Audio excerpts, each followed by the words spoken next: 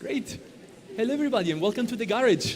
Thank you so much for joining us in this very warm evening here in Riyadh for the launch event of the Sumbula Acceleration Program. I'm Federico. I'm one of the consultants at Hello Tomorrow. I'm an agronomist by training, and I've been working on the management and development of the program together with Marie-Ramon, senior Hello, consultant everyone. at Hello Tomorrow. Thank you, Fede. I'm Marie Ramon, so I'm senior consultant at Hello Tomorrow, and I'm specialized in building startup programs and innovation infrastructures for corporates or institutions. And I'm very proud to be here today with you to launch officially the Sumbula Acceleration Program that we have been hardly working on with BIM Ventures, MIWA team, and Hello Tomorrow's team. Thank you so much, Marie. So before we start, I'm going to give you a little sneak peek into the evening that we're going to spend together. So we're going to start with some welcoming words from a couple of guest speakers from MIWA, in which we're going to dive a bit deeper into all the activities that the ministry is doing for startups and for the innovation ecosystem in general.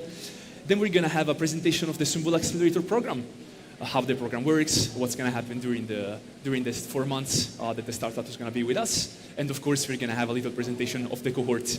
And on this point, I just wanted to thank you super quickly, all the founders that joined us today that we have here on my left in the first row. So thank you so much for being here with us today. And then we're going to pass to the expert panel, which is going to be the source of the evening, the most important and most interesting part for everybody, in which we're going to have multiple speakers from all over the country that joined us today to have some incredible insights and exclusive insights about the Saudi FoodTech ecosystem. And to conclude, you're going to get finally rid of me, and we're going to have some networking for everybody to get to know each other and to celebrate a bit together the start of the program. So to start, I'm going to leave the mic to Dr. Zayad, that is here with us. He's the General Manager of Partnership and Talent Development at the Ministry of Environment, Water and Agriculture. So, Doctor, take it away. السلام عليكم. صباحكم الله مساكم الله بالخير جميعا. So, at the beginning, I want to welcome everybody who is attending here and our colleagues, if there is anybody attending online. And I would love to take this opportunity to explain how the Ministry of Environment, Water and Agriculture, a ministry that is seen as a very traditional, objective-oriented execution ministry, has ended up in a cool place like this, garage. And this is a story that started a while ago when His Royal Highness, the Crown Prince, announces the National Strategy for Research and Innovation. In the National Strategy, there is 2 points that is relevant to us here.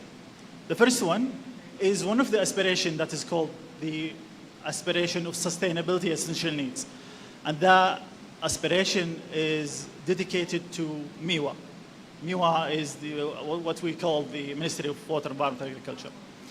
The other point is that in the strategy, the role of MIWA has been explicit on facilitating, enabling, coordinating, and outcome following up, but no execution.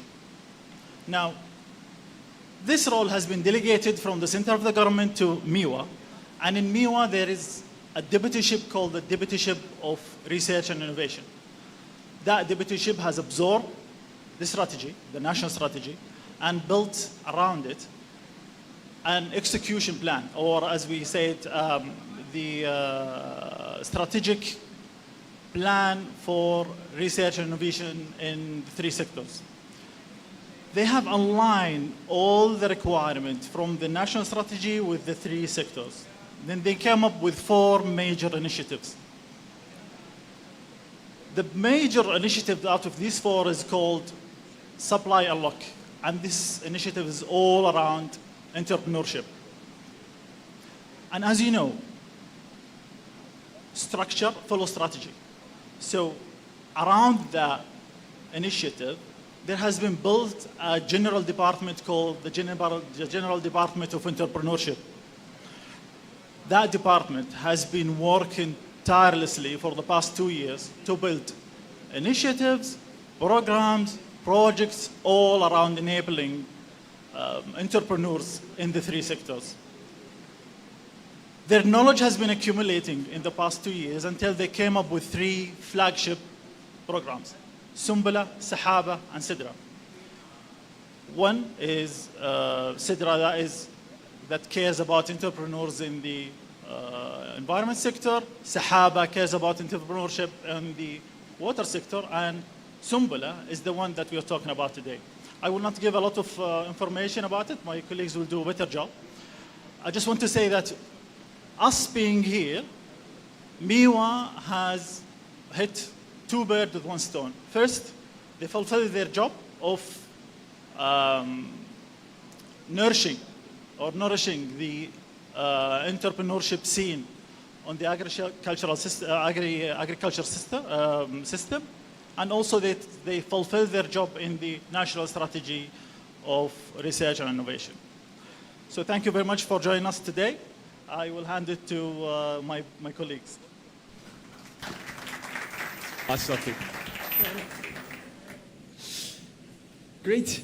So I think we can move on to the next session, in which we're gonna introduce a bit the program, what Symbola is, the accelerator, and how it's gonna be structured for both everybody involved and the startups. So Marie, I'm gonna give you the word. Sorry, I will just need the click. Thank you so much. Sorry for the sound. So I will start by saying that I think that all Symbola team will join me to say that we are very proud to launch officially the Symbola Acceleration Program. We have launched the incubation in March 2024, so a few months ago, and we have been working on building this program for the past 6 months.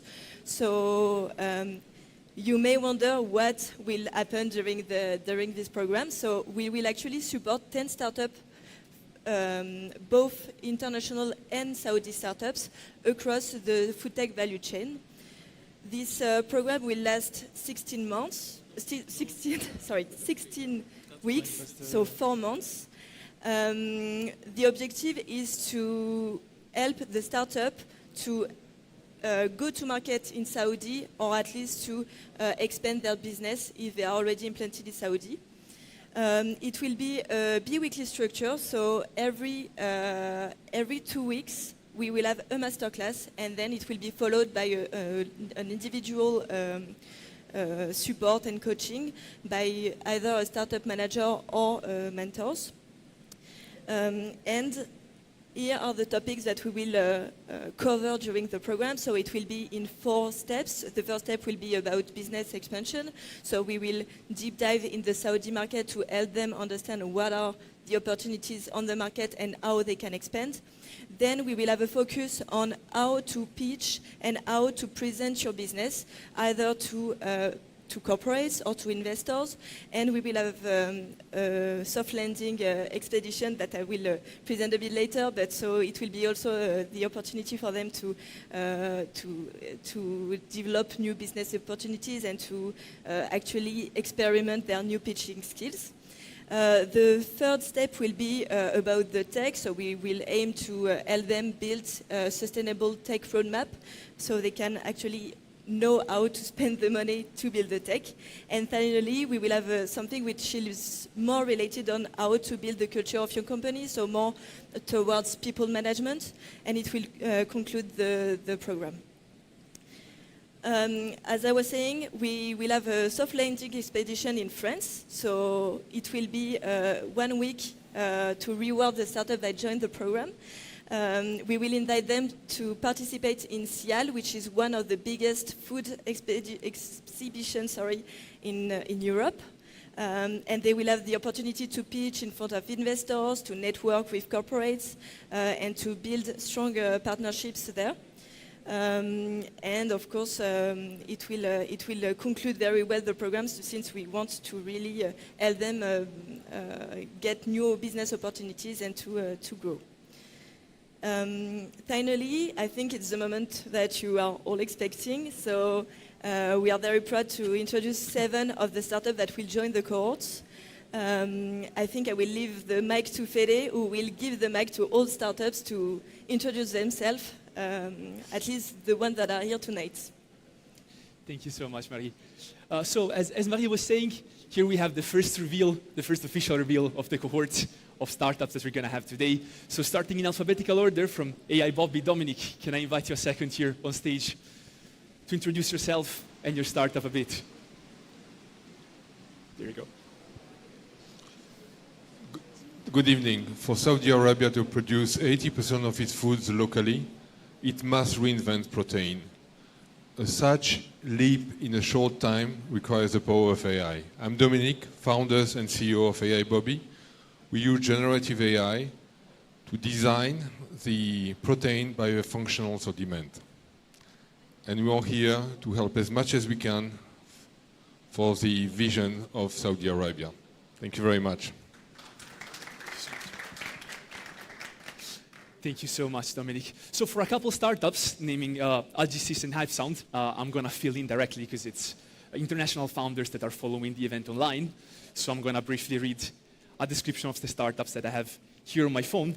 So Algisys uses biotechnology to produce omega-3 EPAs and plant protein ingredients from microalgae, replacing fish as the main source of these nutrients with a patented fermentation-based technology to create products for food, feed, cosmetics, and pharmaceutical industry. So it's extremely innovative technology. Moving on, we have flavors. There we go. Thank you so much. Good evening. Hello, everyone. I am Abdullah, co-founder of Flavor System. It's a cloud-based POS system.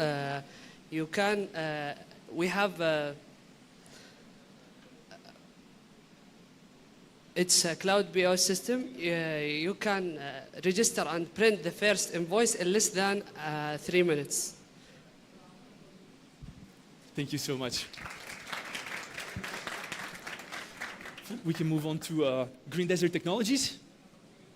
If somebody here, there you go. Thank you. Of course. Hello, everyone. I'm Yusuf from Green Desert, and very similar to Algisys, we're also focusing on unlocking the potential of algae through our technology. Microalgae, spirulina, and different types of algae can solve a lot of the world's problems, and more we're figuring this out now through research and R&D. And our technology is meant to support this growth and expansion in the use of algae through food, feed, biofuel, and several other uses. Thank you. Thank you so much. And for HypeSound, as I was saying before, I'm going to fill in. So HypeSound has developed SoSweep, which is a technology aimed at revolutionizing the fermentation market. So algae, once again, because it's an incredibly profitable market in Saudi that's really booming up, utilizing low-frequency sound waves to increase microorganism reproduction by up to 300% and enhance the purity levels. So we can move on then to NABT. There you are. So from the other side. There you go. Hello, everyone, and good evening. My name is Abdullah Atsebi. I'm the founder and CEO of NABT. NABT is a B2B marketplace that connects farmers to retailers. So basically, we remove the middleman by empowering farmers. And thank you. Thank you so much. And to conclude with the 7 startups that we have here today, we have Origin. Assalamu alaikum, thank you all. Today I'm representing Origin team. Origin is a meal subscription service application that provides our client with a unique custom plans according to their needs. By leveraging deep analytics, we can understand their needs, and improvement is reflected directly to their subscription plans without any other interference. Thank you all. So once again, thank you so much to all the founders. Can we have a round of applause for them? Thank you so much. Okay, I think we can move on now to the most interesting part of the evening, which is going to be a panel on how to navigate the Saudi FoodTech ecosystem. And as I was mentioning before, we're going to have guests from all over the country who join us here for today. And to introduce them, I'm going to leave the mic to Alizé Blanchard, which is Director of Consulting and Partner at Hello Tomorrow. Thank you so much, Alize.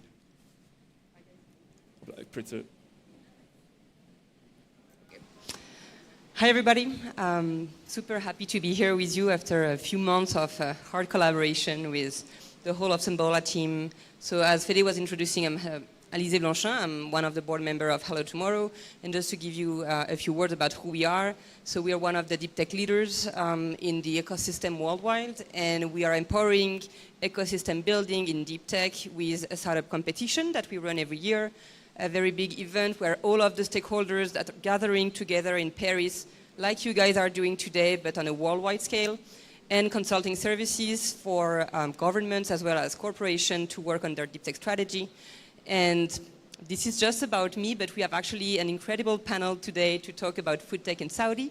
So I would love to have our speakers joining us today, maybe starting with Hammam from BIM Ventures. Do we have another mic for Hammam? Yeah, I will give you mine. So Hammam, do you want to introduce yourself briefly? Thank you very much. Assalamu alaikum wa rahmatullah. Good evening, everyone. My name is Hammam Attar. I'm a venture builder at BIM Ventures. So we as venture builders view ourselves as sculptors, crafting businesses from the ground up. We provide support to businesses. We provide hands-on, I would say, support to businesses and supporting them with their journey. Thank you very much. Thank you, Hammam. Oh, you can keep this one. Yeah. So now I would love to have Omar from Kaus joining us. You want to introduce yourself, Omar? Assalamu alaikum. أخوكم عمر خصاونة from the King Abdullah University of Science and Technology, specifically from the entrepreneurship team. I lead multiple programs for the startup incubation. King Abdullah University of Science and Technology has a number of programs that support startups, including our accelerator Taqaddam, a soft landing program, and we collaborate with partners in the kingdom as well to run multiple other programs. Thank you so much. Thank you, Omar. And finally, Abdulillah from Mira Capital. Assalamu alaikum. Jazakumullah khair jamia. Good evening, everyone. Abdulillah Sharif, I'm a vice president at Mira Capital. At Mira Capital, we invest in technology. We cover the whole cycle of companies. We invest from the seed up to the growth equity, private equity, and the pre-IPO. We're here to share our, let's say, perspective as venture capitalists about the market. And I think it's very exciting to see such opportunities pop up. And looking forward to tonight's talk. Thank you, guys. And perfect transition, Abdulillah, because indeed there's a lot of opportunities, I think, in Saudi when 80% of the food that's being consumed in the kingdom is actually imported, or that 40% of the land is actually considered a desert. So if we are to grow this kingdom as the ambition that it has, we have a lot of opportunities to conquer. And actually there's a very high vision coming from Vision 2030 with some high ambitious goals. For instance, trying to be 80% self-sufficient in poultry production, or trying to relocalize 85% of the food industry within the kingdom.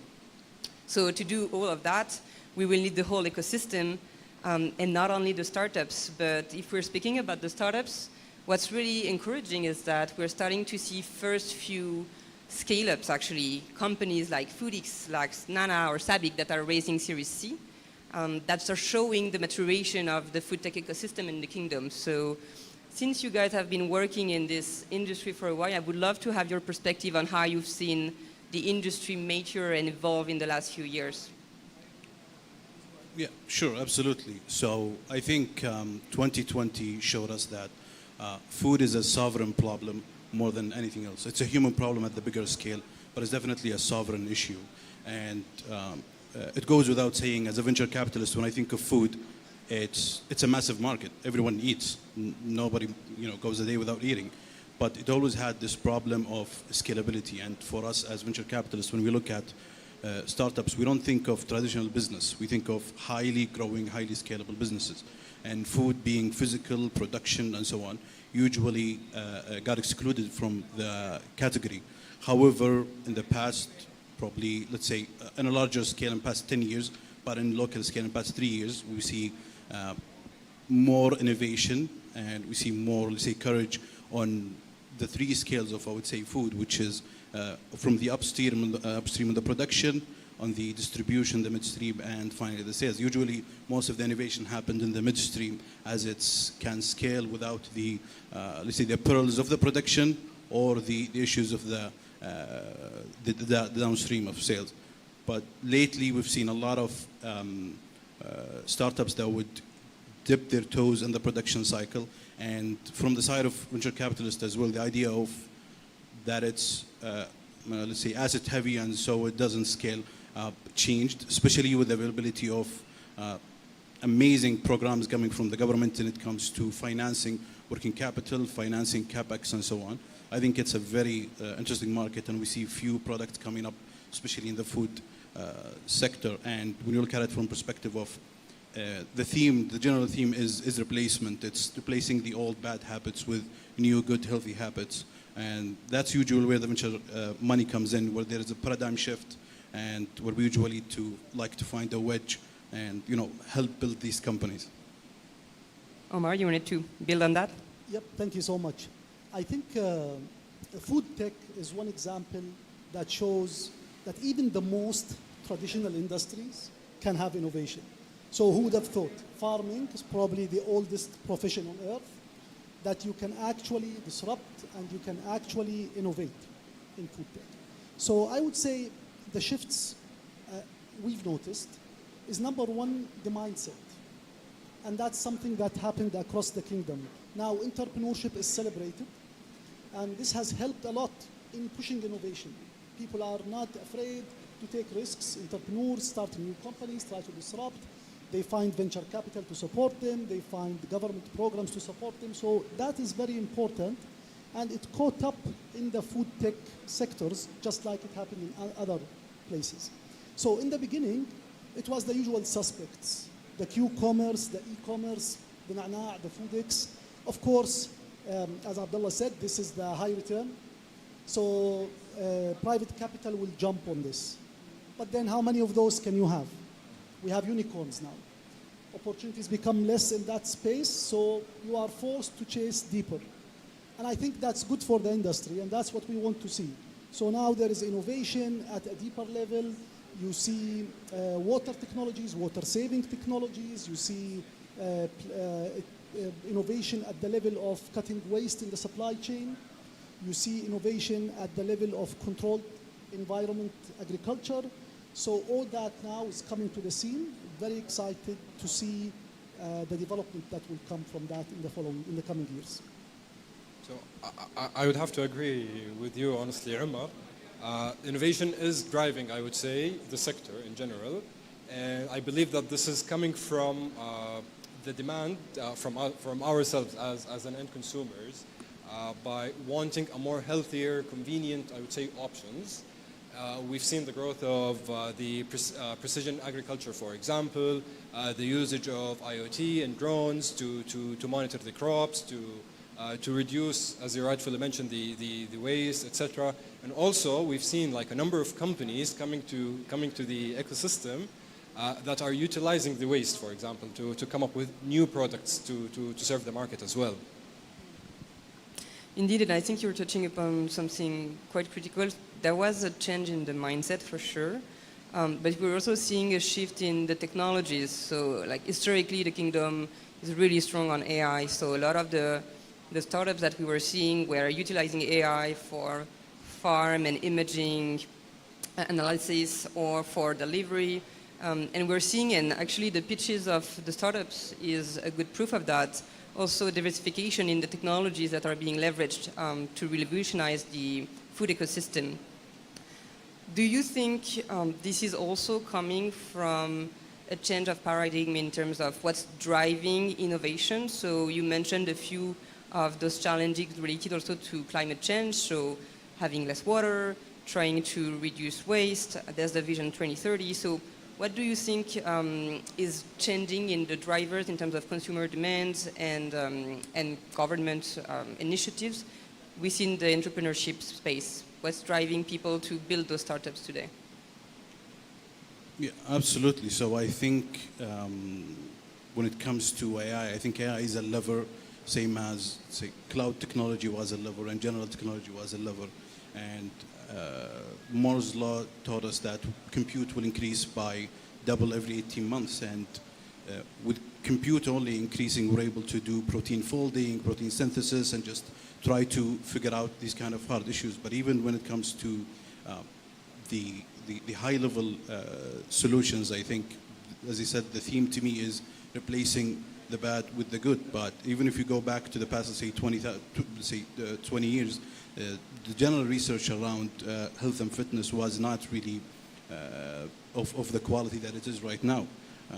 And even though AI and other technologies, as I said, dominating the current market, as I said, to me, they are levers, and the real value in the food tech industry remains in the actual tangible food that its demand is not going to go away ever. So this is the main thing is the food, and what you build around this technology is just to shape up the scalability and have it as a more, let's say, easily distributable, easily editable, and easily, say, prototyped market. But I think what's driving the innovation is changes in technology, but also consumer behavior drives the money we sell. There's a huge shift when more people are more conscientious, more thinking more about the health and what they put in their bodies, and I think that's also propagated through the Vision 2030 and the quality of life programs. And this is a driving force that it's happening or going, and I don't think there's anything to stop it. Technology is just a lever for these behaviors. Well, absolutely. I will pick up on that just to continue on the same thread. I think of three drivers: the consumer behavior, the technologies, and then the government programs. So in terms of the government programs, there are incentives in place. There are multiple programs to encourage innovation in general, and food tech is no exception. There is the Agricultural Fund. There is the Next Era Grants program for pushing innovation. Multiple programs, actually. It's hard to keep up. In terms of there are things that are indirectly affecting the food tech. For example, the kingdom aims to be carbon neutral by 2060. That's sustainability in the farming, sustainability in the production, because farming does produce a lot of CO2. We think of farming as green, but when it comes to carbon, it's not. But food and agriculture is like 30% of the carbon emission worldwide. So. Exactly. So if you are targeting to be carbon neutral by 2060, major changes need to happen across the supply chain. So that's one driver as well.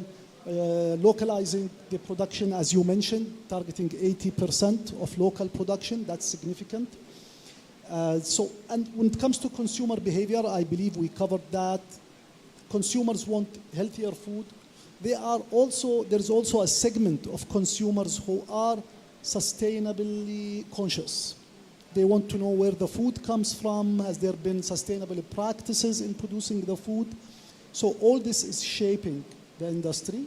And of course, technology, especially AI, I believe I've read recently that every startup next year should have AI somewhere in their operations.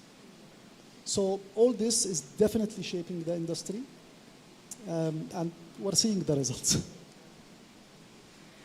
Thank you so much, Omar. And actually, so that's interesting. You need a good technology, and I think a lot of deep tech founders, they have that because a lot of them are coming from a research background, but you can't build a successful startup just with a good tech. You need to solve a problem or to fill for a need. And that's actually how you build a successful venture. Building venture actually is Hammam's kind of specialty, so I want to move into that area. Can you tell us a bit, because you've been involved in several venture creation and startup creation in the kingdom, what are the challenges when you're trying to create a company here in Saudi? So, okay, it's a bit more general, I would say. It's not only specific to Saudi Arabia, but in general, building a venture requires you to navigate through, I would say, complex regulations like government regulations, etc. trying to adapt to cultural differences. If you're coming from a different culture, a different background, you're required to adapt to these changes, I would say, or cultural differences. Another aspect, I would say, is to understand the local market. This is, I would say, an important aspect of having or of starting a business. So you need to make sure that the product that you're introducing to a certain market is, I would say, a market fit for that market. And one other important aspect is acquiring, I would say, talent or skillful talents as well, to make sure that you can also sustain your business and grow your business above and beyond. All of these, I would say, are some of the challenges that any entrepreneur might face, not necessarily in Saudi Arabia, but also like across the globe. Yep. And Omar, I know you have early stage support programs and some are specific to deep tech. So do you have some examples or challenges that you see a lot of entrepreneurs facing in this early moment of the creation of the company? Well, definitely. I mean, even if you did not specify the question to us as early stage, I would have taken the angle of deep tech. These are the startups that we deal with at Kaust.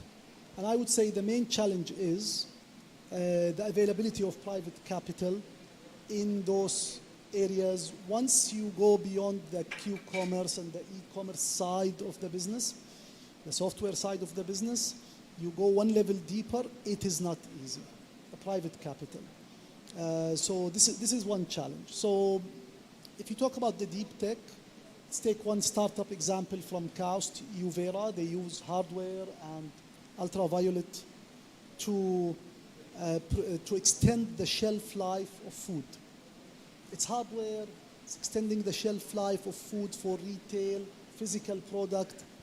Very good technology, was very hard to raise capital. So I would say that's one big hurdle.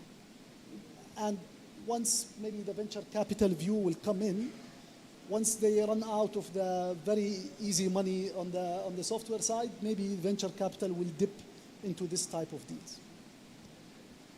I think from my perspective to that is we're capital deployers and we always look for interesting opportunities. But I think one mistake that a lot of entrepreneurs do is to, especially the more academically inclined ones, is that sometimes they're too bogged down by not going commercial first. I think it's very easy to make the assumption that this is the right path, this is the right company, this is the right product. But I think it's always lacking when you don't have the market sounding for what's happening. I'm sitting here because we are actually very interested in food tech, very interested in what's happening in Saudi and in the region in general. And we've been following this for the past 3 years. We think it's on the rise in a very big way. And yeah, hopefully programs such as Kaust. I mean, every year I'm there, and you always we keep producing more and more impressive entrepreneurs, and we can wait to see Sumbala and Miwa's programs to produce more and more investable companies for us. We're ready, just push them our way. And I think we're touching upon a really important point when we're talking investment, because we run a survey every year to 5,000 startups between pre-seed and Series A about their key needs. And every year, no surprise, investment and funding, number one of the lookouts for startups. So in the food tech, and again, I think the startup selection has shown it, you have traditional tech, so more digital, and then you have more and more deep tech, so things related to microalgae, to new processes, fermentation, AI, and it's kind of new in the investment scene. So traditional and generalist VCs who have been used to lower risk, lower development times, with digital, don't always know how to act in front of those new technologies. So maybe, Abdulillah, you can tell us a bit about Mirak's journey and the change you've seen in the investment scene when it comes to food tech and then those new technologies. Yeah, absolutely. So venture capital, we've been spoiled by the aspect of enterprise software and the growth in financial technologies. And it's not that we stopped looking for return. We only look for return. But I think we became a bit more smarter into that not all companies will look like a hockey stick, or let's say not at the same angle of a hockey stick. Some takes some time to pop off. And I think what remains true as an aspect for venture capitals is that winners do one of two things. Either they disrupt incumbents or disrupt habits. And this is what we are excited about to see in the FoodTech, is that throughout the past 10, 15 years, what happened is we see disruption to incumbents, be it through new interesting ideas for food production or disrupting habits where they, people are going more towards the healthy aspect of food. And this is what we saw, let's say, the past 3 years in Saudi. And we have like few glaring successes in the region. And I would say if I were to ask few things from entrepreneurship in the regions, that to be a bit more bold and not to be bogged down by the idea that it's you either have to be zero assets and fully software, or bogged down by so much assets. I think you can play in the range in the middle. And also, I want to see more people leveraging government's support, because in the F&B sector, general, the food sector, a big scaling, let's say, factor, unlike software, which is network effects, is the economies of scale. And we have the absolute, probably best launch pad anywhere in the world to push the company to a level of economies of scale through government support, government lending. And that's actually the curve that I want to see. I want to see more people taking loans to go commercial with their products. And can you tell to the entrepreneurs in the room what you're typically looking at when you're evaluating a deal in food tech? What are like the key things, the key strengths that they need to demonstrate? Yeah, I would say get some market data like very quickly. Don't stay bogged down like for 3 years building something. Most startups, when they start, they're just 2 sticks and duct tape with some traction. And that's enough for us to say, okay, there's something to look at. This is how it started. I mean, even if you look at, for instance, DoorDash in the US, when they started, they falsely listed, let's say, restaurants, and when you would order, they would go and order for you and bring it to you. This is just to validate the market need. This is the biggest issue that I see in all food tech is you're trying to come to the market with a full solution. You have to be content with 70% full, let's say 70% solutions where, okay, it's not clean, but it's improvable. And this is when I see some data, some metrics, something that I can base my thesis on, we can work. However, when it's 3 years, 4 years of just bogged down with work and no commercialization, it's usually a prohibitive look. Thank you. And I think one other element that's really crucial, especially for early stage deep tech startups, is the team. And how you are showing how your profiles are complementing each other. We were discussing again technology push approach and being able to balance with also business. This is really true when it comes to co-founders, and actually a lot of early stage startups are making a difference of surviving or not based on that. So I wanted to touch upon this topic because you guys at BIM, you're building ventures, you guys at Coast, you're spin-offing ventures, and you guys at Mirac, you're investing also in people in the end. So what's your perspective, and maybe we can start with you, Amam, on what's the good ingredients you need to have in a strong co-founding team? Trust me, Alize, this specific part of the process of building a company, I would say, is the most difficult part, like finding, I would say, or recruiting the right talent.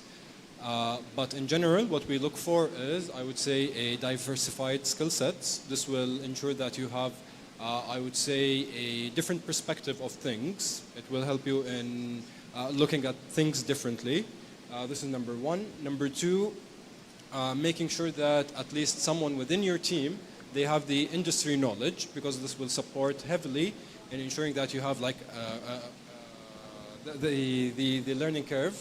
It will support with that area. And finally, the cultural fit. So you need to have someone who's in line or aligning with your company's vision and values. I would say these are the three main areas that we look for usually whenever we hire a founding team. You guys agree? So, as I said, usually when we invest, we invest in what we call companies, but realistically speaking, there are a spreadsheet and 2 megabytes of code and few founders with a chip on their shoulders. So at the end of the day, it's the bet that these guys can make it and that they have the vision, the vigor, and the resilience to do so. Without a doubt, I would say at least 50% of VC investing is betting on the founders. And Omar, so spin-offing is even a different process. So I wonder how you guys in your programs help maybe the researchers or the initial funders to find either co-founders or maybe advisory board members. Do you mean matching the founders with a co-founder, or? Yeah, because I know, so within Chaos, you guys have researchers with really Yes. great technologies, but in order to turn them into startups, you need to help them to find the good match for them to build their co-founding team in tech transfer. I hear you. It's actually a more difficult problem than it just sounds. Because having a co-founder, it's like a marriage relationship. So you can't just come to a professor who just has a cool technology and say, here is a co-founder for you. It's not going to work. So usually you rely on the 5 to 10% of researchers who have the entrepreneurial DNA. That's built in. This is rare to find, but that's what you need. If not, along the way, when they are building their venture, we try to introduce people who can add value. So the professor can be a chief scientific officer, and then we introduce someone who's maybe good at marketing or good at general management. And if the relationship develops and there is trust, they become a co-founder. We don't do a very formal introduction co-founder program. And so far it's working. So. Okay, thank you. So I want to go back a bit in our conversation when we were discussing the key things that are shaping those entrepreneurs to build those business. And something you mentioned was actually government. So we know there's Vision 2030, we know there's new initiatives like these programs in Bola and the different that have been presented. How do you think those public initiatives are reshaping the food tech ecosystem in Saudi? I think I think Mark Andreessen said it, or Ben Horowitz said it best when he said, the kingdom is a startup and it has a founder, and it's His Royal Highness Crown Prince Mohammed bin Salman. And this is what's happening. We're moving at a higher pace than seen in anywhere in the world. In 2025, we're the second fastest growing economy in the world. And I think you cannot do it without the government programs and the government support that's available. And that's why I reiterated that I think Saudi Arabia is the greatest launch pad out there in terms of it's an open field. The government wants to support you, and the capital is there. And I think the programs are in the right place. I'm so happy to see Miwa going for FoodTech. As a technology investor, I see tech and I just go wherever it's there. And I can't wait to see more initiatives like this. I totally agree, and I want to add, entrepreneurs and us in the entrepreneurial ecosystem, we are lucky to be in the entrepreneurial and innovation ecosystem at this point of time. Traditionally, in any other place, government is viewed as a bureaucratic step. What's happening in the kingdom is completely the opposite. You can barely keep up with the government need and entrepreneurial spirit. And we have a representative from Miwa here, so they know that. Their programs, I mean, at Kaust, most of our programs that touch on food is happening in partnership with a program that Miwa is part of, or an FDP, which is also a program within Miwa. So I think it's a major force in shaping the industry. as I said, it's pretty much a traditional industry that needs to be disrupted. In the beginning, this catalyst money and this catalyst mindset change is coming from the government.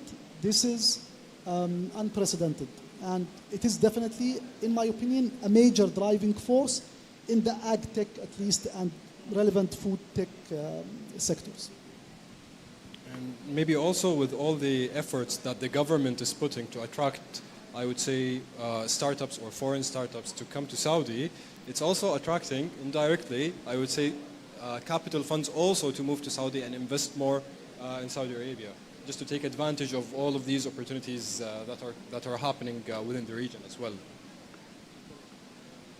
Thank you, guys. And indeed, I mean, also the ecosystem can't mature without the driving force of government. For programs like that, for grants, as you were mentioning, but also with just public procurement, because this is a major way for startup to scale, to be able to access those public procurements. And I know in the kingdoms, there's already been a lot of initiatives to try to build access to this public procurement for digital startups. And I'm hoping in the future that we can try and drive that also for food tech and deep tech startups in ways that they can partner to get the trust for those very big markets that can really make a difference in them establishing a first company, a first manufacturing plant, things that cost a lot of money to the road of scale-up. I know we're almost out of time, so I want maybe to conclude with you guys on one tip or one foresight that you want to give to our audience when it comes to driving business and scaling innovation in food tech in Saudi? I would say for food tech, just think where you land on the three segments of the scale between the upstream, the midstream, and the downstream. And for each, there is somewhat of a playbook or somewhat of a lever to scale, and just capture that, be bold, and push forward. What I would say is, if you start from the downstream, it's almost a green field, pun intended. So you go, it's lots of opportunities. Just familiarize yourself with the industry, and the opportunities there are massive.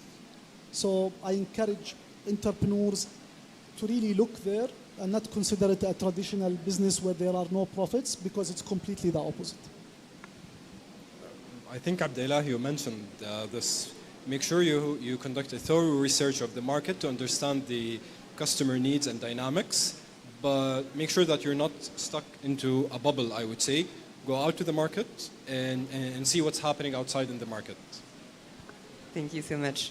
And I mean, on my side, I will just conclude on the fact that I think this will take an ecosystem. So we will need to bring the startups and the support system that they will need. Universities, VCs, corporates, governments. So it's great you guys are all here, because you're starting to build the support system for those innovations to scale, not just go to market, really scale, and as you were saying, make a difference in the vision in the upcoming years. So thank you so much for being here tonight. Please connect and get started for this ecosystem building. Thank you.